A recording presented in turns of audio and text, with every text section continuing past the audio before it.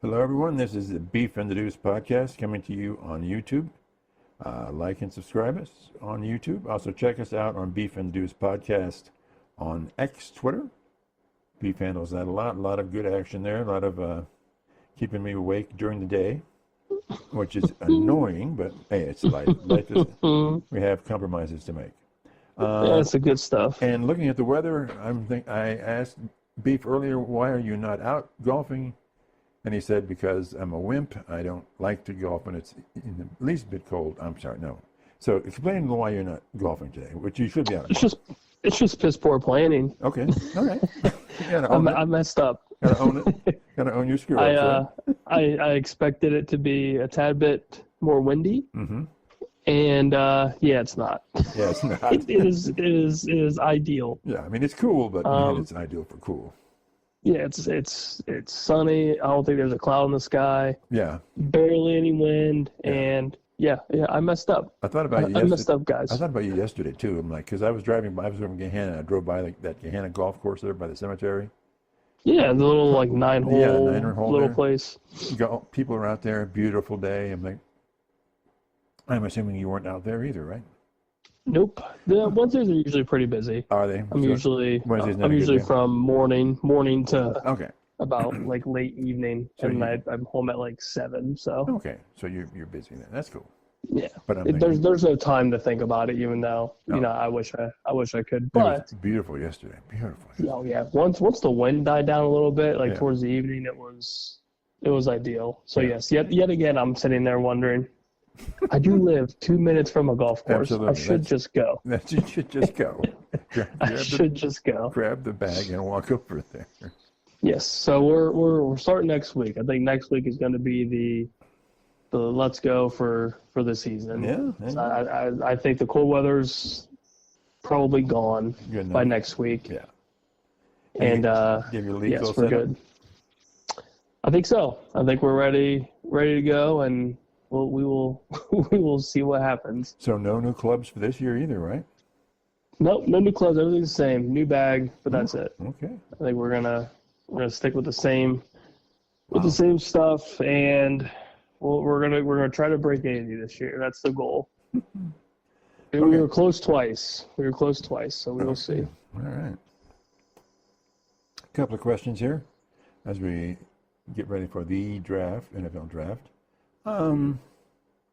If there was an NFL expansion draft, and that's where you would be the manager or general manager of a brand new football team in the NFL, and what happens is they open up, you can pick, typically the NFL allows teams to protect certain players from the draft, but let's say it's no protection, you can pick any player off of any team in the NFL to be your first pick. Who would it be? Oh, man. Oh, man. It's not a quarterback? I'm stuck between Jamar Chase. Whoa.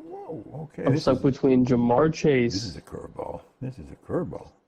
Yeah, and Patrick Mahomes. I'm stuck between those two, and I'm leaning more towards Jamar. Really? Then what? Okay, explain that one. It would seem obvious that you're going to pick a quarterback. You would think. I would think. But I feel like you could get – so like me personally, you know my love for Brock Purdy. Yeah. I am a fan of Brock Purdy. Mm-hmm. I could get him late. I could get him super late. If the draft is the exact same of how it is right now, mm-hmm. I could get a Brock Purdy or I can get a Baker Mayfield. I can get – a probably an upper middle tier quarterback. Okay. Late, and I can just surround him with talent. Isn't this the way you do your fantasy too, pretty much? 100%, and you see my success rate. Yeah. It's not awful. It's not terribly awful. So that's kind of my mindset, because then again, it all depends on like who my head coach is going to be and how the system's going to work. Which but all that is being we're equal. also diving. We're diving way into it. Yeah. But if I'm doing just strictly personnel, I would start with the best position players. So then who would be your number two? For the second round, I guess it would depend. Your number two, who's available? Anyone's available. In other words, you can just pick. You can pick 30. You can pick anybody you want to fill your team right now. Who's your number one? Is Chase. Who's your number two pick? I would head towards like the Jahmyr Gibbs route. I would get a running back, get like a dual threat running back, whether it's him or Saquon or even like a Bucky Irving, like a super young but promising talent. I would probably lean that route.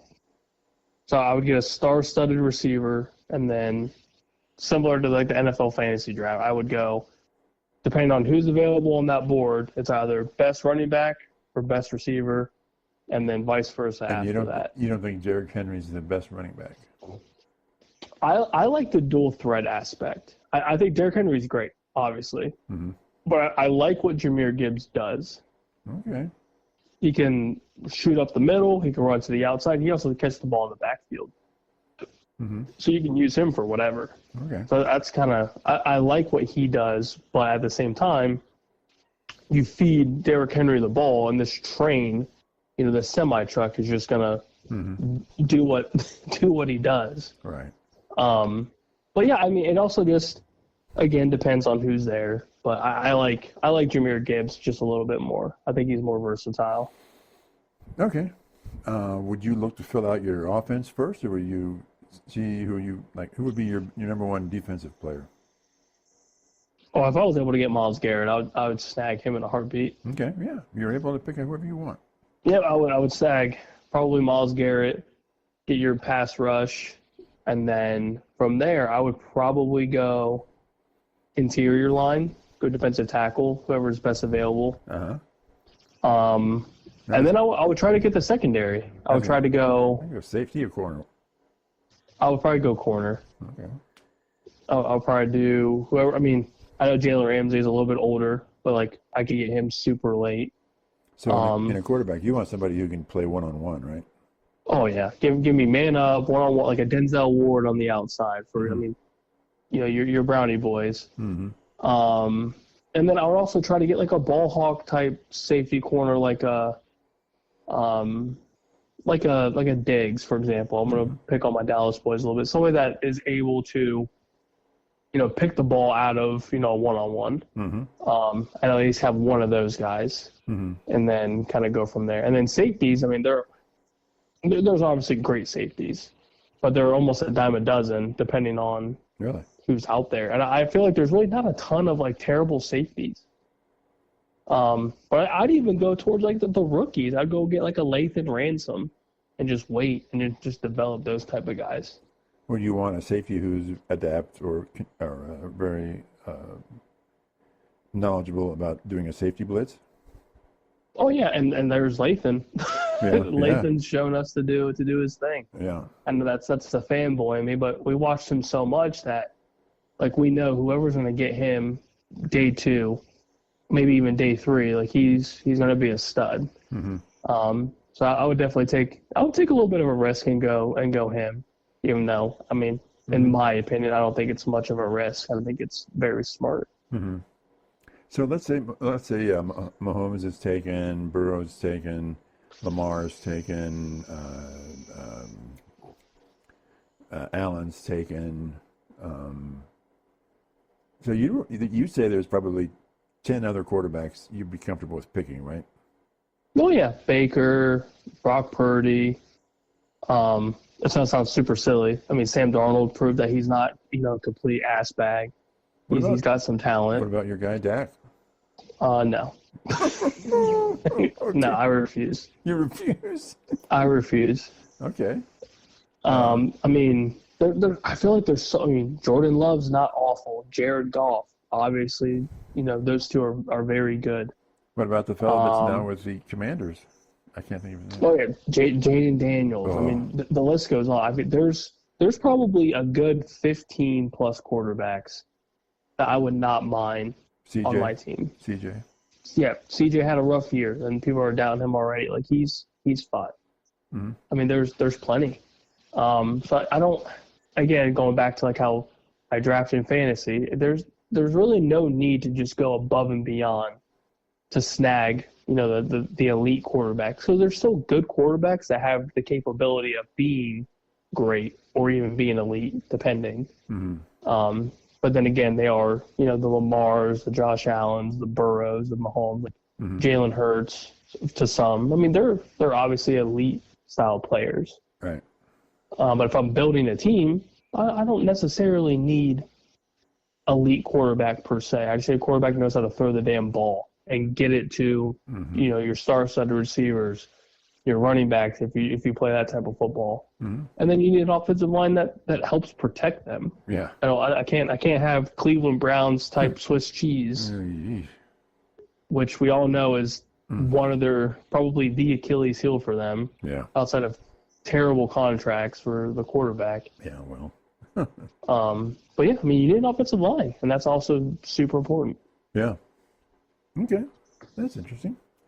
Okay. Let's talk a little something we've talked about forever, and it's getting kind of boring, but Aaron Rodgers, is he going to decide before or after the draft? And if so, well, then who do you think he prefers right now? Minnesota or Steelers? I'm saying he would prefer Minnesota. I think if he's smart, he would prefer the Vikings just because that's the better team. Yeah. The better team. Yeah.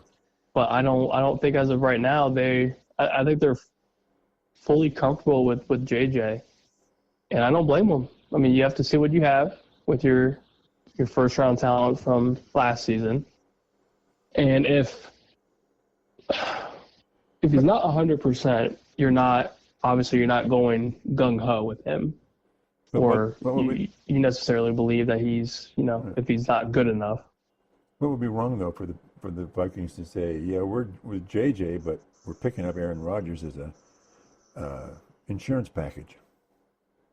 But do you think Aaron Rodgers in all of his mental glory would he want to be the backup?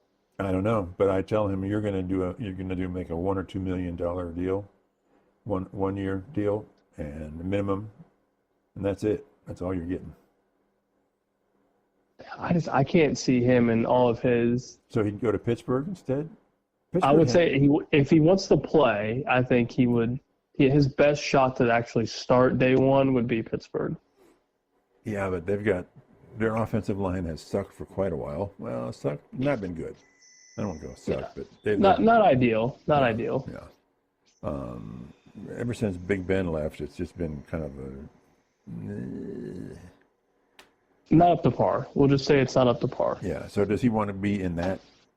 Yeah. I mean, that's why I think Minnesota is just head and shoulders above the Steelers in that regard. 100%. Yeah. If he had the choice and he knew he would start, then yeah, absolutely, I would say Minnesota. But yeah, I mean, it sounds like they're content with what they have, and then Pittsburgh's still kind of, I don't know if it's 50-50, but it sounds like they're good. They're good with Mason, and then they're probably looking at somebody in the draft, whether it's a Jackson Dart or somehow Shedeur falls, into that 20, 30 pick somehow. Do you think he would fall that far? It sounds like it. I don't think it will, but there's some talk that, I mean, obviously it's just talk, but if Shedeur's there at 20, whatever, then the Steelers would be interested, which, I mean, I don't see why you wouldn't. Yeah, at that point, yeah. You're going to be worth the price. Oh, yeah, you're not paying the outrageous top 10 rookie-style top 10 deal. Yeah. So you're kind of getting a discount for somebody that may or may not be, your future, which nobody truly knows. Right. But yeah, I don't know. I think Rodgers is kind of screwed. So when does he? Okay, let's say he's going to. Okay, let's assume that he's going to decide on somebody and try to play this year. Will he do it before or after the draft?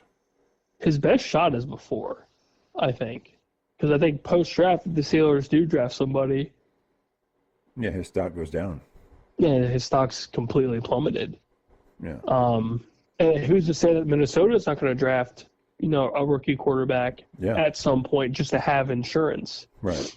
I mean, the Saints obviously need a quarterback, and they're going probably heavy first round on whoever. Yeah. which they should because the Derek Carr situation's Not good. very, very, very murky. So where's Cousins? Where's Cousins and these guys sitting here in this situation? You think he's going Well, to? I know we talked a lot about Cleveland, but I don't think that's going to happen anymore. You think Atlanta's just going to keep him and say we got him and that's it? Yeah, unless the Saints do something, which it wouldn't terribly surprise me if they reach out just to see kind of what the price gauge is or what they're looking for. Mm-hmm. But yeah, outside of that, I mean, I feel like there's not a ton of teams that are necessarily super, super hungry for Kirk Cousins and that insane deal that they're going to have to eat unless Atlanta eats most of it. Right. And then if that's the case, then if I'm Cleveland, why not? Why not just check and see? Yeah. Now, obviously, you have Flacco for the year, and I think that you don't truly know if he is like your day one starter. He's just there to be there, which is great. Yeah. But why not? Why doesn't Minnesota want to reach out to somebody in a free agency situation to try to get somebody along with JJ? I mean, they've got to get somebody along with JJ, right? That's just they have to, right? Another quarterback. Yeah, you would think maybe some sort of veteran would be smart. Like it sounds crazy again, but Carson Wentz. Yeah. Why not bring him in? Yeah. And if Kirk is a possible idea, see how much of that contract Atlanta will eat. Mm-hmm. And that wouldn't be a necessarily terrible idea for him to go back to Minnesota if you're Kirk Cousins. Right. I mean, but yeah, there's not enough out there if I'm Minnesota that's like, super eye-opening. We're like, oh yeah, this sounds like a good idea. So I would just take my chances in the draft and see who's up there day 2, day 3. So then you're gonna have two essentially rookie quarterbacks this year. Yeah, JJ, who hasn't played, so he's in effect a rookie, mm-hmm. and a true rookie. Mm-hmm. I could see. Ooh, that's risky. I could see a Carson Wentz type. Hey, come over here for this, like for a year. Yeah. Maybe 2-3 but million. outside of that, I mean, who else? Who else is out there that really?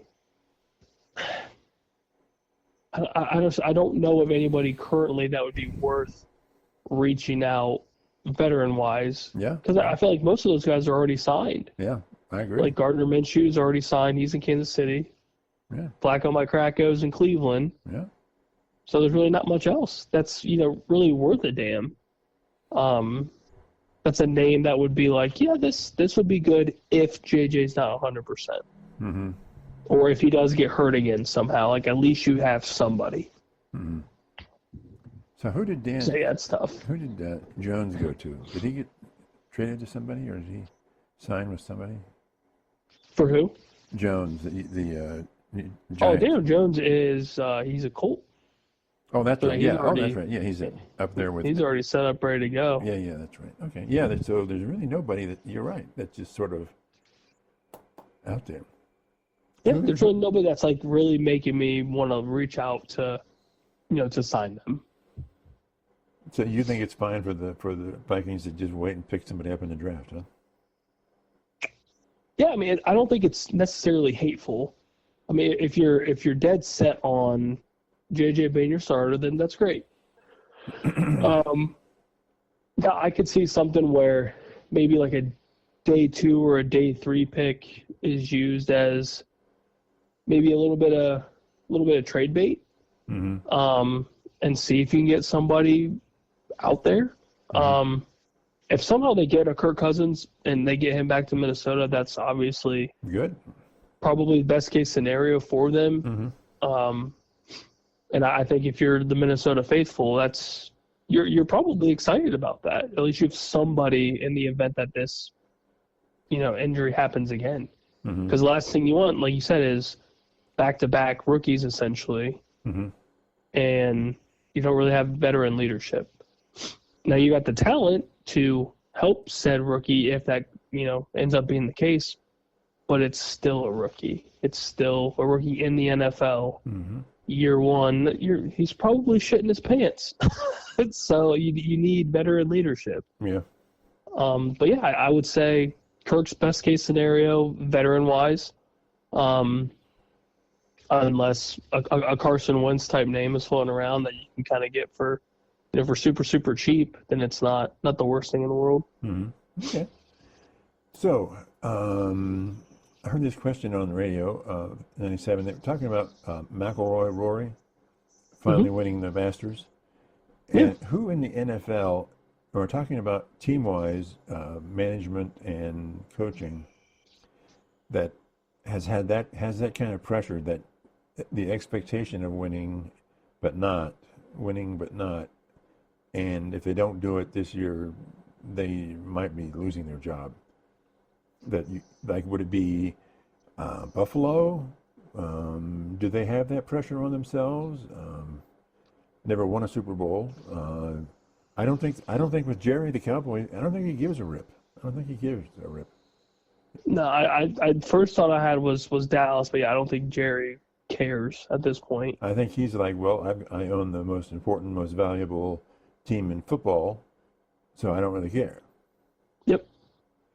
So then obviously Buffalo would be up there. I would say Cincinnati is probably one. Yeah. Yeah. Is he? Yeah.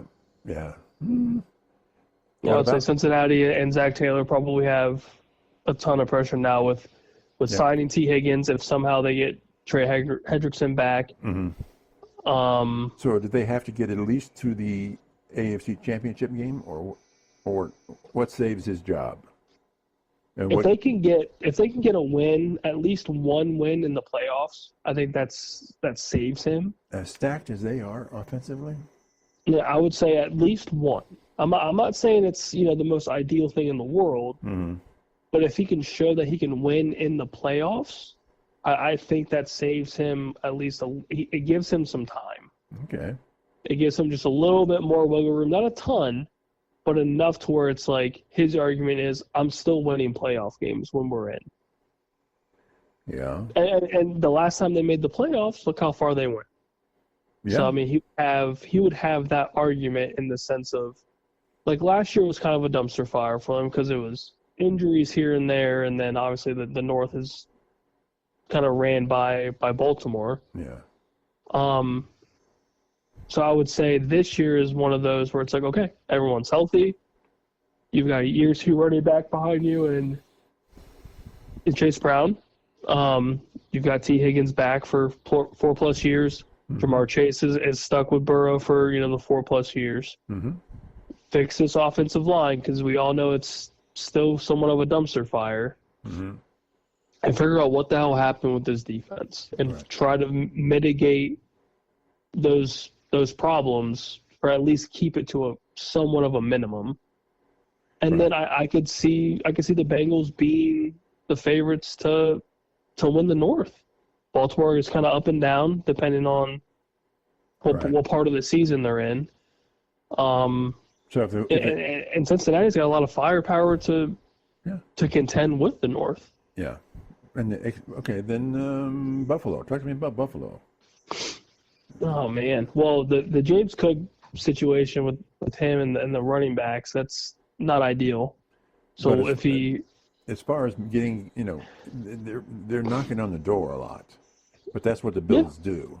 So are they they've just done fine? that forever? Are they just fine with knocking on the door? I feel like it's tough to fire Sean with the success that he's had in Buffalo throughout the Josh Allen era. But no, I'm not saying it's a ton of success. Like they're either winning their division and getting at least a playoff win, and then they go into Kansas City and then they just get they just lose. And they're in a very weak division, right? Oh yeah, the Dolphins are so hit and miss. The Patriots are starting a very, very long rebuild, I'm sure. Yeah. Jets. The Jets are the Jets. So there's no excuse for them to not win their division, which they've done. But then is it good enough though? Eventually, it's going to get to a point where it's like, okay, we need to get over this hump. But when is that eventually going to happen? When is this kind of like, all right, we understand you've done this, but we need this? Mm-hmm. No, it's very possible that it could be this year, this coming season, and maybe this is a time where they can finally beat Kansas City in the postseason. Right. And that's their Achilles heel is running into Kansas City, which has been the majority of everyone's problem. Yeah, right. So you can't necessarily, kick McDermott and the Bills too hard, because those games that they've played in Kansas City, they haven't been complete blowouts. They've been relatively closer games for the most part, and it's at the end of the day, it's Kansas City. They've done this for the last 5+ years. Yeah. And they're I would say continued success in the postseason outside of last year and losing in the Super Bowl. Mm-hmm. But it's like, do you really need to beat up Buffalo that bad? I would say no. I would say that the success for them has been relatively good. But yeah, eventually, when is it not good enough? When is not reaching the AFC Championship, going to the Super Bowl? When is that the next step? When do you need to start over? Right, because they're at the point of they really just need to take one more step, right? Pretty much. Mm-hmm. Yeah, they're right there. Yeah. They're knocking on the door for the last couple of years. Yeah. So yeah. Okay. So in the AFC, you're talking Bengals. What about Pittsburgh? Are they just happy with Tomlin and the fact that they make the playoffs every year? Yeah, I mean, this year is a little bit different because there's a little bit of hype with DK, with George Pickens. They've spent some money. It's expensive. It's very expensive.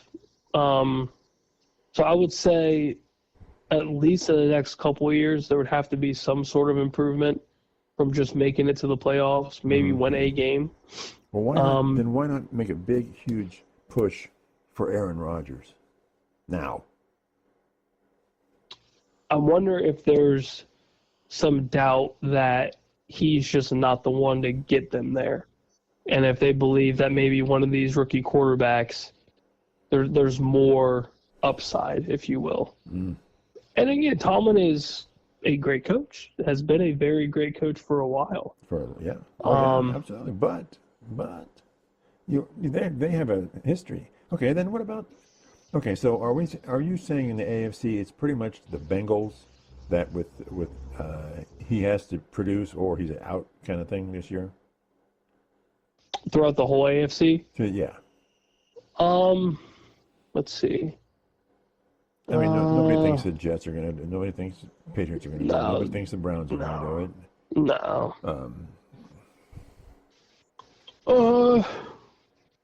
I would say. Anybody in the West. I guess Harbaugh's not going anywhere for the Ravens. He's there until he retires, I think, which is fair. Yeah. I don't think Jim over khaki pants is going to. He think he's there for. No, I think he's fine. I would say, without really just digging deep. And nobody expects the Raiders. First team that, Raiders have forever and a day to need to rebuild. Yeah. But I would say the Bengals for sure, because there's so much talent on that team, and their offense is that good to make the run that we saw years ago in their Super Bowl run, where they're literally a play away from winning the Super Bowl. Yeah, a lot of teams are. Or they're a blown call and one down the field pass away from winning the Super Bowl. Yep. Yeah. And the team hasn't really changed all that much. If not, they've changed for the better outside of the defense. The defense needs fixed for sure, but they've got Mike Gesicki for a couple more years. Chase Brown's going to end up being, a top tier running back if he stays healthy. Joe Burrow is obviously Joe Burrow. Jamar Chase is arguably the best receiver in the league. they have everything that they need. They just need to fix whatever the hell happened with that secondary because it was atrocious. Right. So, yeah, I would say they have the most pressure to do something now. Okay. NFC. The Vikings? I think the Vikings have a little bit of time, especially with JJ. Kevin O'Connell's got to kind of do his magic. Still with all the talent they've got? Yeah, and I think the help with Kevin O'Connell to not – I don't think there's a ton of pressure for him to do something now. I think he gets that kind of leeway, couple years, if there's progress with JJ. Okay. If there's no progress and it is just absolute dumpster fire, then there's going to be obviously the Monday morning quarterback of like, well, you should have done this, you shouldn't have done that, and that's typical.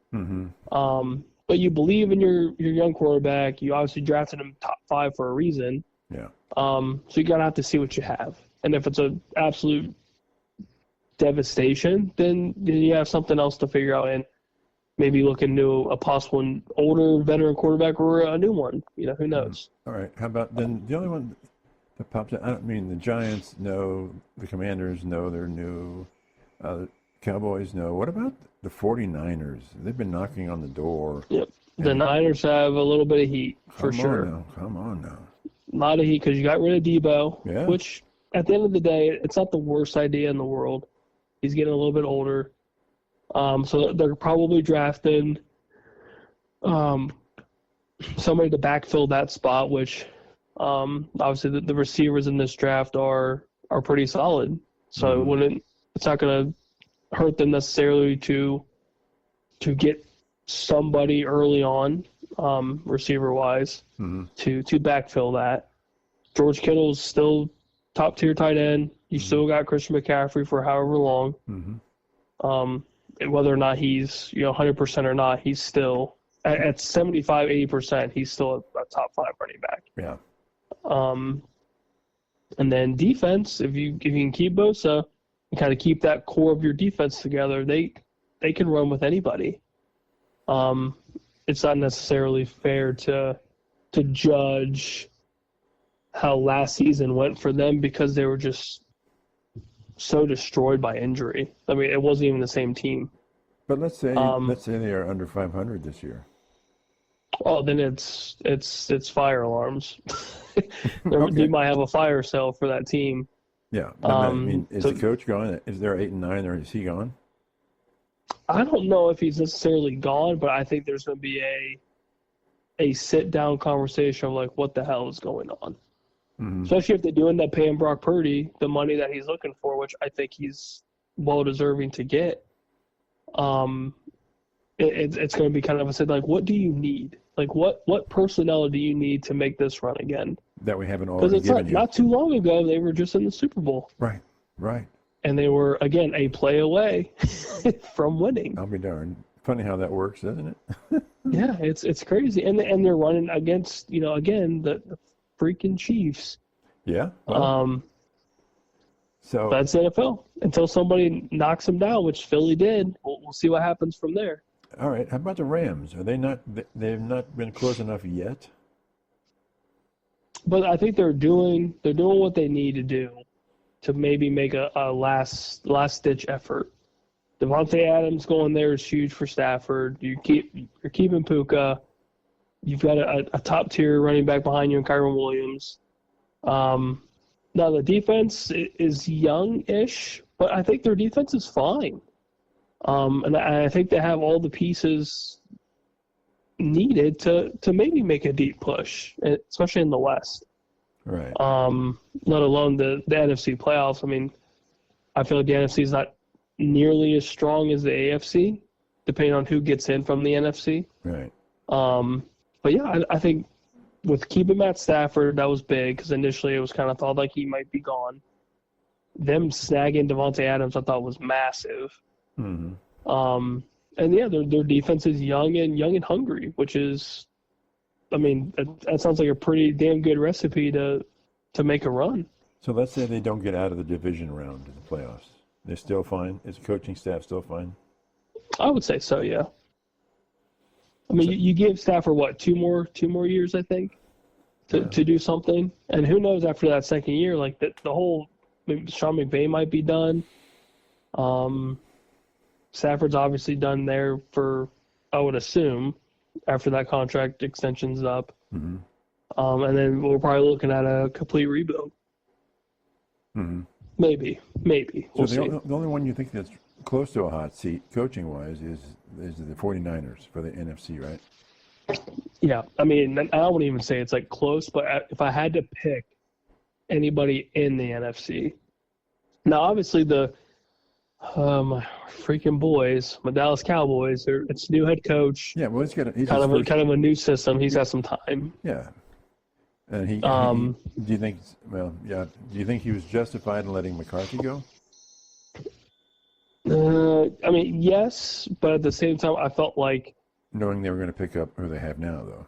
Yeah, like who knows? Maybe I'm looking too much into it, but I'm not a huge fan of a first-time head coach in Dallas because I feel like there's already a ton of pressure because Jerry's Jerry. Mm-hmm. And there's obviously a ton of pressure with Dak needing to, show why he's worth this $60+ million. Mm-hmm. CeeDee Lamb's obviously getting paid an insane amount of money, which is at this time rightfully deserved due to the market. Yeah, and Micah hasn't gotten a contract yet. And we're still waiting for Micah. And there's a lot of shit talking amongst the players that have left Dallas and are talking about how it's essentially a dumpster fire. Yeah. Like they're not going anywhere because of the handicap that is Jerry Jones. Yeah. And there's always this hot seat, but the hot seat's never pointed at the right person.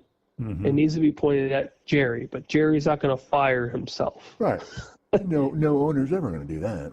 Yeah, so he's fine with what he's doing, and he thinks it's right, and that's the problem. Right. But outside of that monstrosity, I mean, the Giants are just kind of whatever. Well, there's no expectation for them anyway. I mean, it's just. Yeah, and I think after this season, Dable's probably done, and they're just going to have to find somebody that may or may not be able to mitigate the fire that's over there. Then why does he get this year? Why didn't they fire him after last year? That's a really good question. Okay. And I have no idea why. I thought he was done. Yeah. Well, is this like the last year of his contract or something? I don't know. I would assume so. So they're going to just let him play out the contract. Yeah, because I mean, who else is really out there that's going to be able to fix it? I guess, and I don't think there's anybody out there that can fix the Giants. What about Mr. Belichick? Well, Belichick's chilling in UNC. He's living his best life.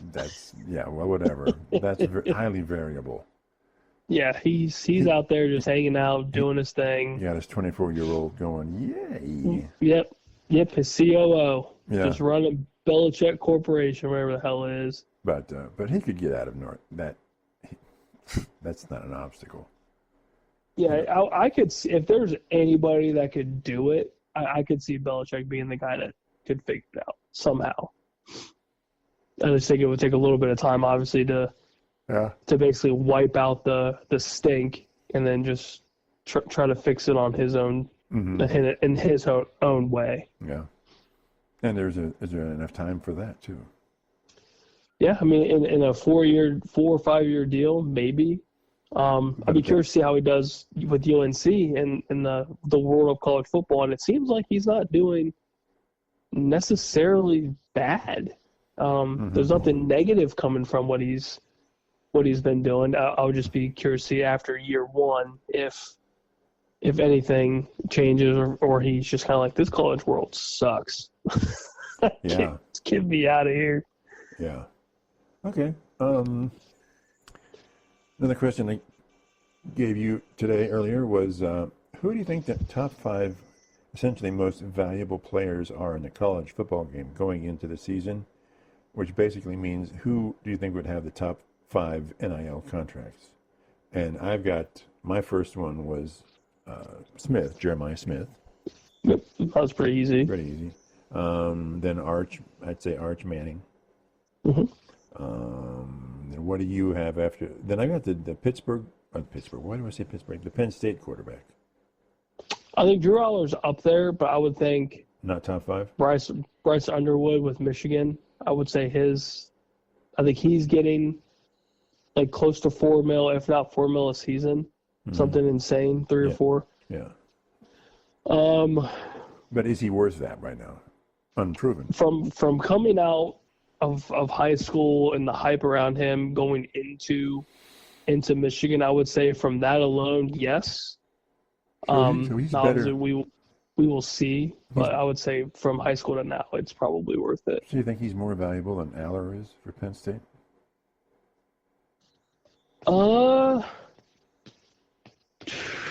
would say yes. I'm not fully convinced that Drew Aller is the piece to get Penn State over the hump of beating the Oregons, the Ohio States, like the actual big teams. Like who knows if they can even beat Michigan this year? Right. That's Right. kind of the big thing that I need to see first, before I could say yay or nay on like his value. And then Carson Beck, that was a name I forgot to mention prior to hopping on. I think his NIL with Miami was $4 million, so who knows where he goes from Miami to wherever. But Miami gave him $4 million, which is top tier for NIL.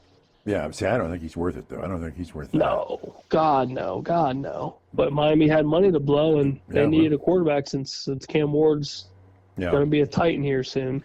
And we were talking about basically saying quarterback for Ohio State, assuming he's if he becomes the number 1 starting quarterback for Ohio State, then I think he needs a top 5 NIL deal. Yep, yeah, I think so too. And I would say with the NIL money that OSU has, that he's probably going to get it. He's probably going to get it. Yeah. Because if they want to keep him around for at least 2 years, maybe, possibly, that would be. I mean, that's going to be the biggest thing is can you keep him around with the money so you don't come across this Nico deal with Tennessee where now he's taking this pay cut to go to UCLA probably, which is still just insane to me. Yeah. I think he just had bad advice. Bad I think whoever he listened to, or if it's his family or whatever, they totally effed up. They screwed up bad, and it's one of those where like you need to sit and realize like you're not a top tier quarterback. Like look at the top tier quarterbacks from last season, and try to fit yourself in around those guys. Like you're not better than Will Howard. You're not better than Quinn Ewers. You're not looking at being better than Arch Manning. Right. I mean, there's so many quarterbacks out there that there's no shot in hell I'm saying you're better than these guys. And look what you did in December in Columbus. Yeah. You got destroyed. Yeah. Yeah. There was a scout, an SEC scout. Someone asked him about how would he rank him, and he said maybe he might be the 6th best in the SEC, or he might be 6, 7, or 8 in the SEC, but he's not top 5 even in the SEC. Not even close. Not even close. Like he had a good regular season against like modest competition. Yeah, they didn't have the hardest schedule. And then boom, you have round 1 in the CFP.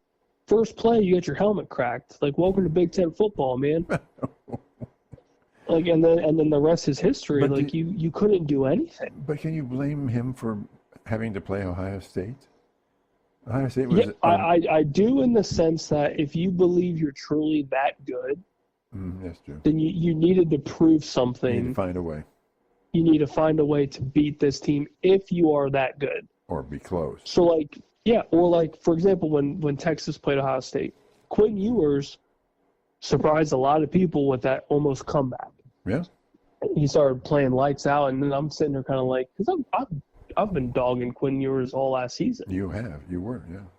And we're sitting there, and I'm kind of like, oh shit, like this is scary. Like this dude's hitting some throws. Yeah. And that surprised me a little bit because again, like we look at the games where he's balling out, like he had his good games against Bama, which that's good. Like that shows me something. And then you have the games where he's playing modest talent and he kind of looks like crap. Yeah, or at least not to the point where you would think he's going, 3-something for 5 scores. right. Wasn't that his issue, that he could play fantastic, but then he was so inconsistent? Yep, and that was my biggest ick with him, was that it's never consistent. It's highs and lows. There's never this like middle ground with like a little bit of a peak. Yeah. But yeah, I mean that game against Ohio State was kind of one of those. Oh, okay, like he's got something. Like he definitely has. Yeah. This it factor, if you will, of like he could bring a team back if he wants to, or if he can. Yeah. It was just Ohio State was obviously just better. Yeah. Yeah. But yeah, like I'm not comparing Nico to any of those guys. Right. I mean, even like Drew Aller. I mean, Drew Aller's NIL is probably around what Nico was making, and I would say Drew Aller is more deserving than Nico. Yeah. Because at least they won 2 games in the CFP, and they barely lost to Notre Dame. Yeah. So yeah, it's, I don't know, that the NIL world alone is just crazy, but the way that Nico went around it, it's just that was definitely wrong. Okay. Let's see. Why do you think we're seeing, back to the NFL here, we're bouncing around, that a lot of like trading options, trading for up to draft picks and stuff is pretty quiet right now, leading into the draft? Seems like abnormally a little quiet. Teams are just waiting. Why do you think? Is it because they're just waiting to see what the top 2 picks are, and then the dam will break and it'll all bust loose?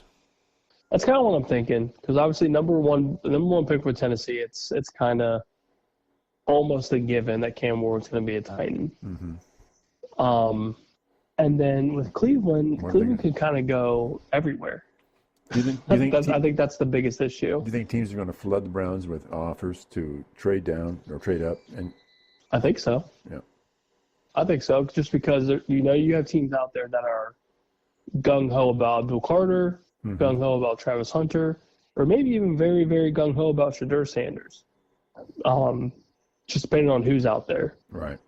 So I would say probably by beginning of next week, obviously leading up to the draft, I think the likelihood of not just Cleveland maybe trading the pick, or maybe a leak comes out where they're pretty set on who they're going to draft. I think that comes about.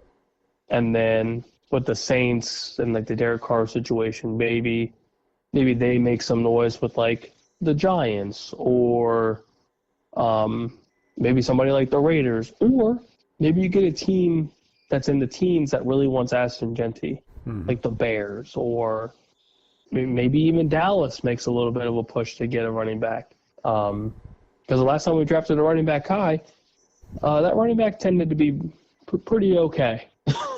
So Zeke panned out well. Maybe that happens again. But I think you're going to have a lot of teams trying to get into the top 10 for Abdul Carter, Ashton Genty, definitely offensive line if you've got like obviously major needs, or then Travis Hunter being who wants to play both defense and offense. I think it truly depends on. I think a lot of it is with the Browns. Yeah, if they're not set on somebody, or if they're willing to maybe trade back. Yeah, would they? Do you think they'll trade out of the top 10? Willing to trade down out of the top 10? I don't know if it would be necessarily a bad thing, especially if you can get a ton of value out of that pick and get a ton of draft picks. Would they need at least three other picks to get out of the top 10? If you could get like a first and a second, I think that's reasonable. Because I think the day 2 picks are insanely valuable. Yeah, they're very intriguing. Especially if you need a running back, you can get a Travion if he's still there, a Quinshawn, a good old Scatabo if you're really intrigued by him. So you think receivers are a dime a dozen? You think Genty will be gone by then for sure? Oh, Genty's probably gone by top pick 10. 7. Yeah, I would say pick 7. He's probably gone. But I mean, there's so much. I feel like this draft's a lot deeper than at least I realized when it comes to like the position players. Like there's a ton of receivers, ton of running backs, and even with the whole quarterback fiasco, if you will, there's a ton of value in day two, like Will Howard, maybe Quinn Ewers squeaks into day two. So I feel like there's definitely a lot of potential with day two. I just don't think there's a lot of like day one where it's like these guys are going to hit 100 times out of 100. Right. I don't see a ton of those guys outside of like I think Emeka's going to be fine, receiver wise, and then like Travion and Quinshon, I feel like where they're coming from going into the draft, I think they're set up for success, unless they go to like the Jets or the Giants and it's just absolute dumpster fire. Right. That one player is not going to fix it. Do you think the Browns are thinking to themselves, well, we have so many needs in so many areas that it doesn't really matter how far we drop down, we can get somebody of value? I think so. Because it's a wide open field for them because for an offensive line and it's just there's so many needs for the Browns. Yep, and I think the stockpiling picks is smart. Yeah. So I'm not necessarily set on Travis Hunter being, this dude, and then I'm not insanely sold on Abdul Carter and this foot injury that he has. Because it could be bad, it could be nothing. But I don't know if I want to take that risk using the number 2 pick on that. Yeah. So yeah, I mean, if there's questions on those 2 players, unless you draft like a Will Campbell, who's the best offensive tackle in the draft probably, then like I wouldn't even be mad about that. Yeah. So at least you're addressing a massive need, which is the Swiss cheese offensive line that you have. Because at least it makes sense, and you're trying to solidify some sort of protection for whoever's your starting quarterback and whoever your running back's going to be. Because if you don't have an offensive line, none of your offense works. Yeah, it doesn't matter. And you saw that. So I won't even think that's a terrible idea for you guys, to be honest. So do you think? See, I don't think they should draft. Their first pick should be a quarterback. I think you should get some other stuff. I think who's the guy that they picked? Pickett, Kenny Pickett. I'd go with him and roll the dice with him right now. Yeah, I mean, there's I don't expect anybody else to think that this is the year the Browns make it to the playoffs. Like, this is a work in progress. I mean, it's been a work in progress for 30 years. Except when Bake took them to the playoffs. Yeah, until that 1 year wonder, and then we're done with him. Yeah, we're done with that guy. He was too good. He doesn't fit the Browns quarterback mold. Yeah, we just need to get rid of him, which is insane. Okay, that's all I've got. Anything going on? It's golf season. It's golf season. Yeah, It's golf season. We're ready. We're excited. Okay, all right. Well, everybody, that's it for us today, and we'll see you next time, and we'll have some beef on the links, as it were. No pun intended. Hopefully. No, we will, one way or another. It's either a big smile or a lot of laughs. Yes, absolutely. Either way, it's quality. Absolutely. All right. We'll talk to you guys later. Bye.